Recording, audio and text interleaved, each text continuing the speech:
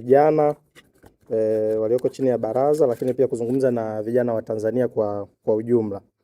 Sasa tumeshuhudia siku ya jana tarehe 23 Julai 2026 katika maeneo tofauti tofauti ndani ya taifa letu, lakini pia hata juzi tarehe 22 tumeshuhudia kumekuwa na kufunguliwa kwa kesi au mashtaka dhidi ya vijana mbalimbali kwenye maeneo tofauti tofauti Tanzania. Tukianza na mkoa wa Mbeya, tumeshuhudia kwenye mahakama ya wilaya ya mkoa wa Mbeya, tumeshuhudia viongozi wetu kwa maana ya vijana viongozi wa CHASO mkoa wa Mbeya, vijana 4 wamefikishwa mahakamani kwa makosa ya ugaidi. Kijana wa kwanza kwenye kesi hiyo kwenye hao 4 ni Noha Mwalwange, yeye ni mwenyekiti wa CHASO mkoa wa Mbeya. Lakini kijana wa pili ni Gwamaka Mboka, yeye ni katibu pia wa CHASO. Kusema CHASO maana yake ni Chadema Student Organization, ni mtandao wa wanafunzi wa Chadema vyuo vikuu. Kwa wa pili ni Gwamaka Mboka, wa tatu ni Rogers Mpwani, yeye ni mwanachama wa Chadema. Lakini wa 4 na wa mwisho kwa Mbeya ni anaitwa Agustino Wasinyo, yeye ni mwenyekiti wa CHASO chuo kikuu Catholic University of Mbeya, huyu Agustino Wasinyo. Hiyo ni kwa mkoa wa Mbeya, na tukumbuke kwamba viongozi hawa na wanachaso hawa wamekuwa wakishikiliwa na jeshi la polisi kutoka tarehe 3 mwezi wa 7 mwaka 2026. Sasa jana wamefikishwa mahakamani na wamesomewa makosa ya ugaidi. Hiyo ni kwa Mbeya.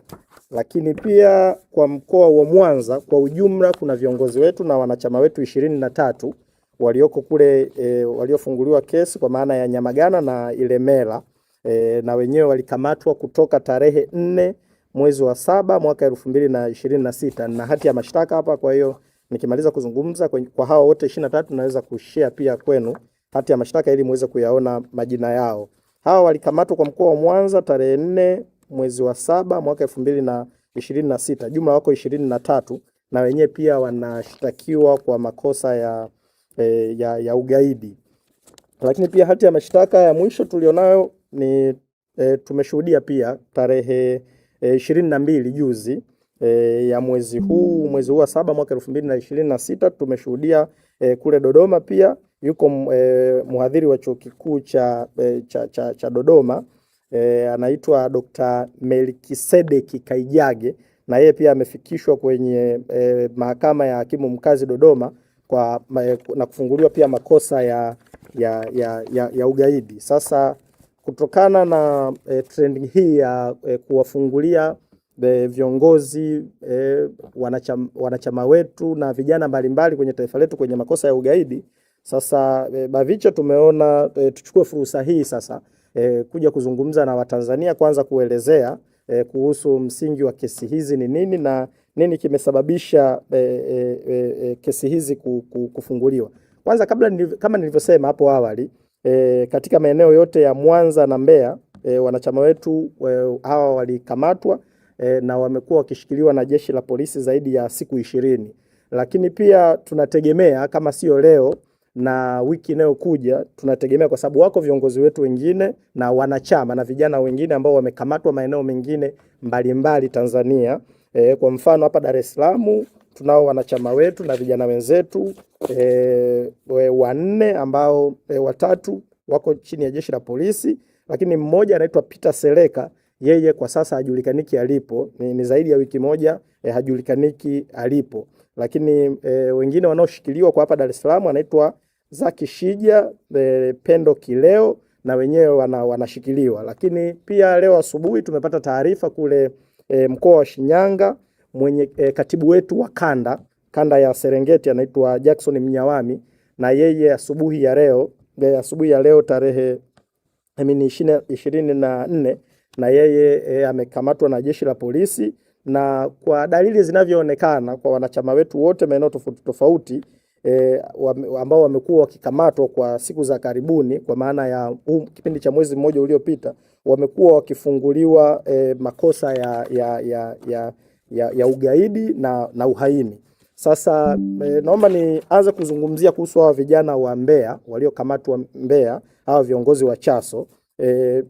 Nianze kuwazungumzia hao kwa sababu tunajua sababu ya kwa nini viongozi mbalimbali wa Chaso na vijana mbalimbali wa Chadema wamekuwa wakikamatwa siku za hivi karibuni. Kama mtakumbuka, tarehe 23 Juni mwaka 2026 Chama cha Demokrasia na Maendeleo Chadema kilifanya mkutano wake wa hadhara kwenye jiji la Mbeya, na baada ya mkutano wa hadhara uliofanyika pale Mbeya na kuhutubiwa na viongozi wakuu wa chama akiwemo makamu mwenyekiti wa chama chetu John Heche, vijana wa Chaso walikutana na makamu mwenyekiti baada ya mkutano ule, na katika mazungumzo yao vijana wa Chaso walieleza utayari wao kuwa sehemu ya mabadiliko ya nchi yao, lakini pia walimwahidi makamu mwenyekiti kwamba Chaso wako imara na hawatakaa nyuma katika mapambano ya kudai uhuru, haki na maendeleo ya watu kwenye taifa letu.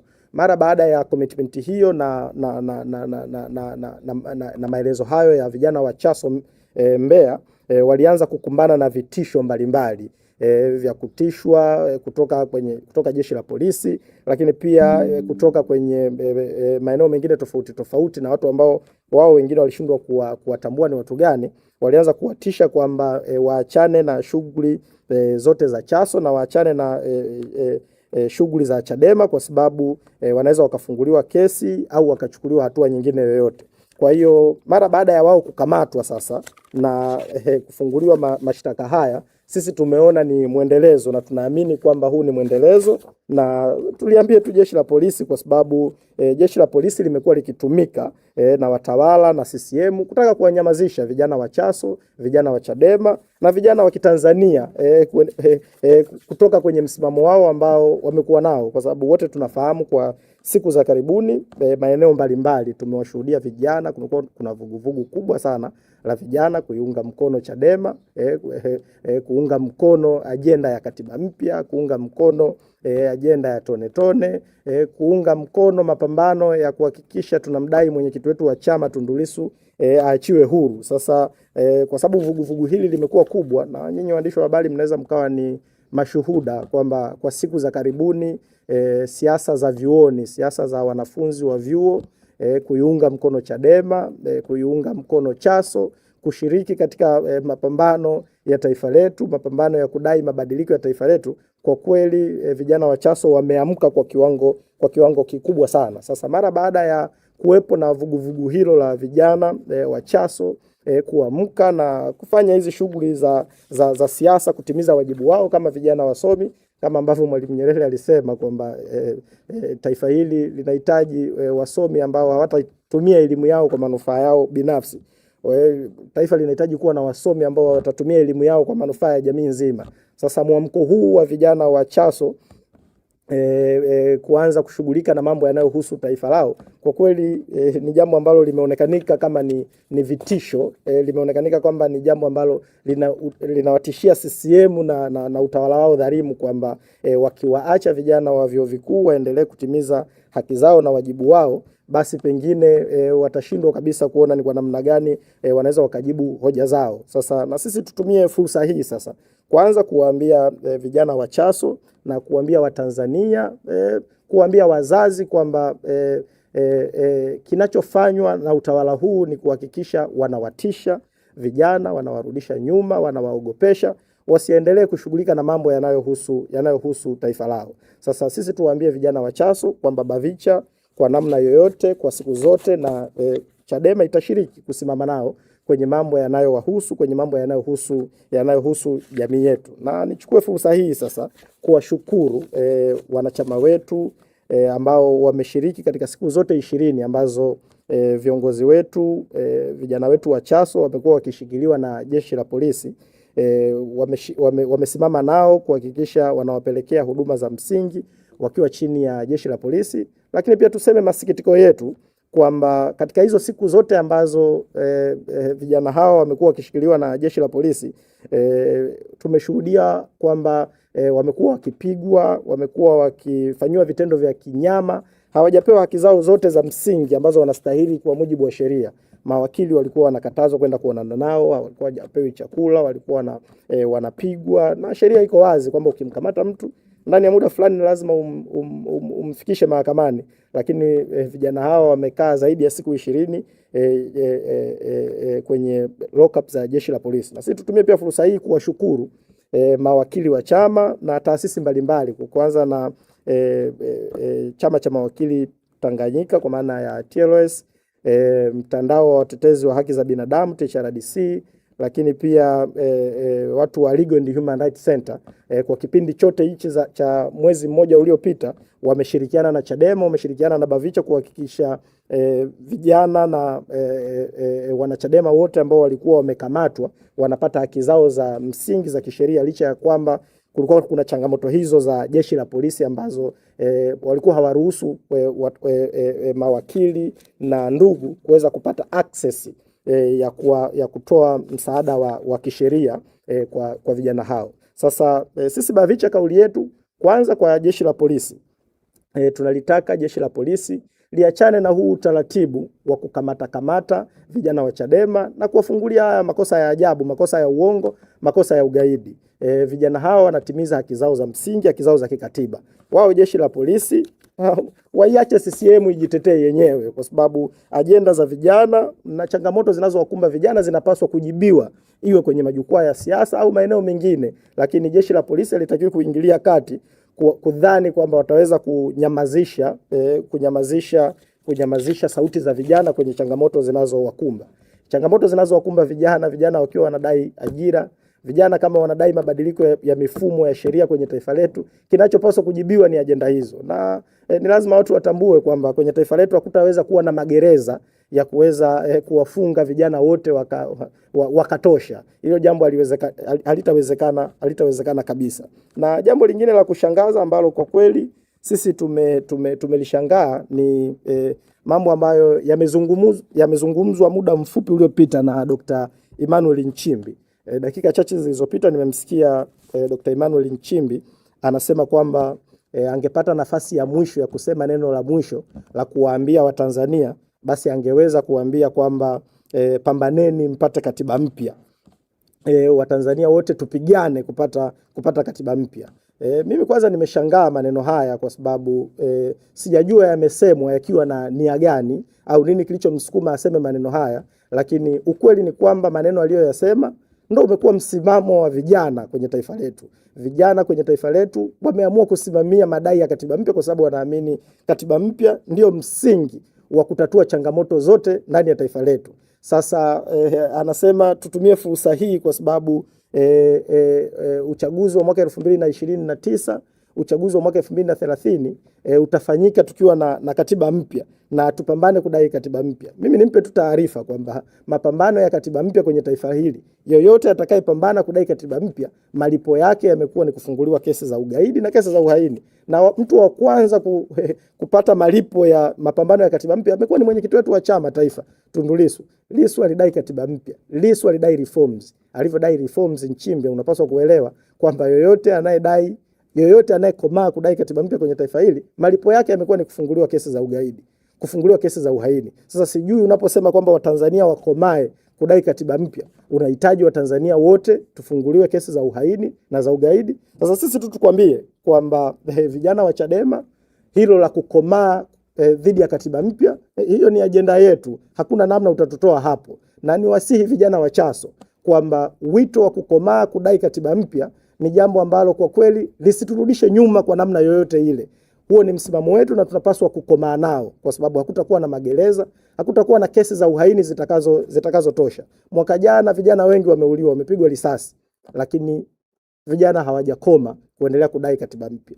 Vijana wanatekwa leo kila siku, vijana wanatekwa, vijana wanapotezwa, lakini mapambano ya kudai katiba mpya hayajakoma. Kwa ni lazima CCM na serikali yao watambue mapambano ya kudai katiba mpya hayataweza kusimama kwenye taifa hili mpaka hapo yatakapokuja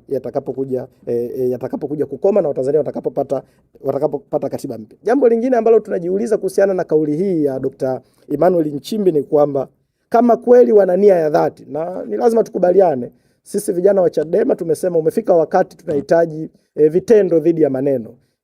Haya maneno matamu ya kwamba tukomae kudai katiba mpya wakati hatuoni nia ya dhati ya CCM na hii serikali yake dhalimu wakiyatekeleza maneno hayo kwa vitendo. Ukituambia mpaka mwaka 2029 mpaka 2030 tutakuwa na katiba mpya, hiyo kalenda iko wapi ya kutuonesha kwamba kweli mwaka 2029 na 30 tutakuwa na katiba mpya? Na sisi tuwaambie, tuchukue fursa hii kuwaambia vijana na kutoa msimamo wa baraza la vijana. Msimamo wa no reforms no election haujawahi kuvunjwa, utaendelea kuwa msimamo wa Bavicha. Mwaka 2029 uchaguzi wa serikali za mitaa, mwaka 2029 ajenda ya Bavicha ni kwamba kama hakutakuwa na katiba mpya, kama hakutakuwa na tume huru, msimamo wetu sisi unabaki kuwa ni ule ule, no reforms no election. Mwaka 2030 Nchimbi huo umesema kwa kututania, huo umesema kwa kutupumbaza, lakini mnapaswa kujua CCM kwamba mwaka 2029, mwaka 2030 kama hakutakuwa na katiba ya wananchi, msimamo wa vijana kwenye taifa letu utakuwa ni no reforms no election. Hakuna uchaguzi utafanyika kwenye taifa hili kama hakutakuwa na mazingira bora hakutakuwa na mazingira bora ya uchaguzi. Tumemsikia Nchimbi anasema kumekuwa na vikesi vya kijinga kwenye taifa letu. Ni sahihi, ni kweli.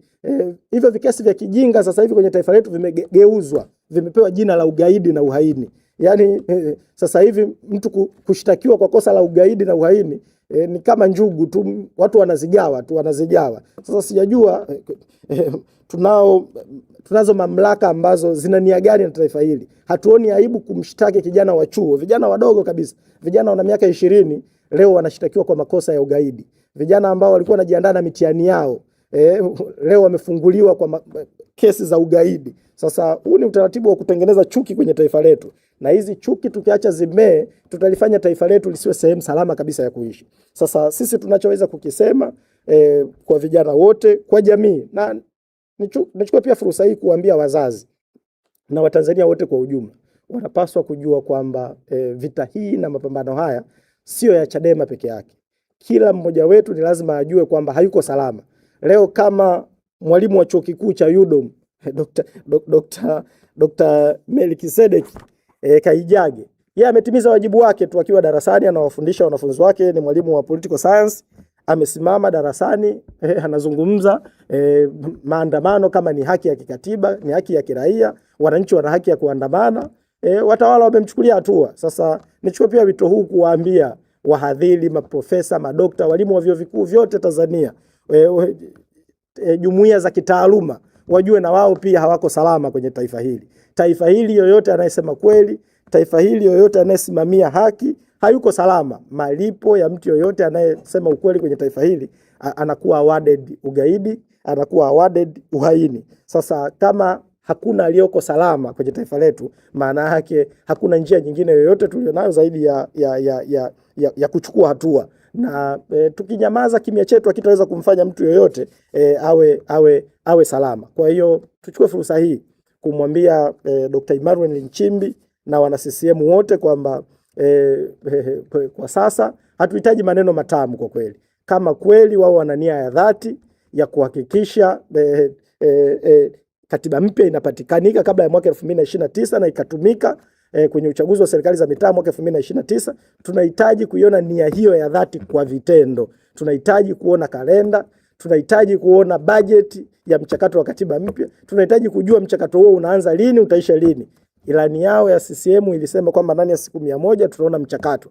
Sasa hivi tumeambiwa sababu ya huo mchakato kutokuanza kwenye siku 100 ni kwa sababu sio kuna tume za maridhiano na kila siku hizo tume zinatengenezwa. Sasa hatujui kwamba hizo tume zitaisha lini, zitamaliza lini kutengenezwa na kufanya majukumu yake, halafu tukapata katiba mpya ndani ya muda.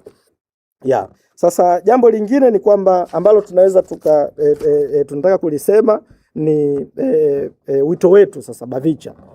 Wito wetu wa Bavicha. Kwanza tunalihitaji jeshi la polisi na mwendesha mashtaka mkuu wa serikali aachie vijana wetu wote ambao wamewakamata na wamewafungulia haya makosa ya ugaidi na uhaini. Nafikiri kama taifa hatupaswi kuchezea ugaidi na uhaini.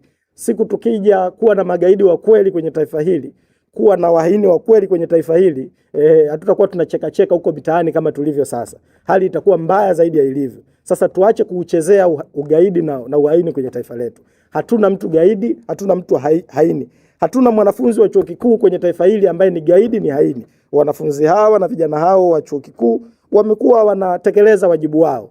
Na sisi vijana wa Chadema, vijana wa Bavicha, hatutarudi nyuma na hatutauogopa ugaidi, hatutauogopa uhaini, hatutaogopa kutekwa, wala hatutaogopa kupotezwa, eti tuache kutekeleza majukumu yetu. Kama mnataka mambo haya, kama mnataka vijana wa Chadema wanyamaze, kama mnataka vijana wa Chadema wasisimamie wanayoyasimamia, basi tatueni changamoto zinazowakabili. Badilisheni mfumo wa uendeshaji wa taifa hili. Leteni katiba mpya ya wananchi ambayo inahitajika na vijana, inahitajika na wananchi. Mkifanya hivyo, pengine huu ugaidi mnaouona ndani yetu utapotea. Lakini pia wito wetu kwa vijana wa Chaso vyuoni ni kwamba Bavicha tutaendelea kusimama na nyinyi kwenye hizi kesi zote ambazo vijana wa Chaso wamefunguliwa. Chadema na Bavicha na kwa kupitia pia kurugenzi ya sheria ya chama chetu na wadau wetu, taasisi mbalimbali za haki za binadamu, tuhakikishie tu vijana wa Chaso na Watanzania wote kwamba vijana hawa kwenye hizi kesi zote za ugaidi na uhaini, tutahakikisha kwamba tunapata mawakili watakao wasimamia vijana hawa. Lakini pia hatutanyamaza kwa sababu tunaamini kesi hizi sio tu zinapaswa kupambaniwa mahakamani. Mambo haya yanapaswa kukemewa mtaani na kila mmoja wetu anapaswa kuyakemea mambo haya. Hili halipaswi kuwa jambo la vijana wa Chadema na halipaswi kuwa jambo la wanaharakati au watu wa kundi fulani. Kwa sasa kwenye taifa letu mambo haya yanapaswa kukemewa na kila mmoja wetu. Hakuna aliye salama kama ambavyo tumesema. Sasa unyama huu na uonevu huu hautaweza kuturudisha nyuma, na kila kundi kwenye jamii yetu linapaswa kuchukua hatua ya kuhakikisha mambo haya tunayakemea. Mara baada